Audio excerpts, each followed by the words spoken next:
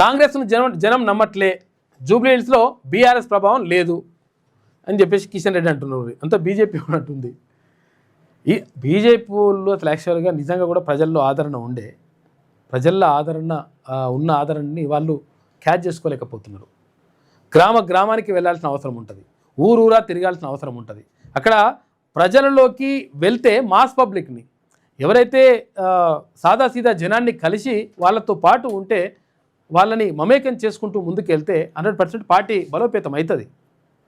అసలు భారతీయ జనతా పార్టీకి మంచి అవకాశాలు ఉండే, కానీ వాళ్ళే చేదార్చుకుంటారు. మరి ఏందో మరి కథ. ఈసారి బీజేపీకి అవకాశం ఇవ్వాలని భావిస్తున్నారు.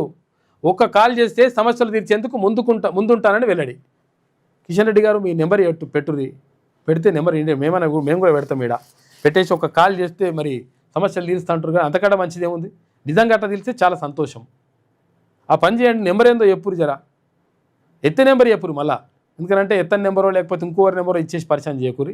ఎత్తే నెంబర్ చెప్పండి, చెప్తే పెడతాము. పెట్టేసి నిజంగా ఒక్క కాల్ చేస్తే మరి చేస్తారట. సంతోషం. తెలంగాణకు రావాల్సిన నిధులు అవన్నీ కూడా తీసుకొని రండి. ఎర్రగడ్డలో ఇంటింటి ప్రచారం చేసిన కేంద్ర మంత్రి.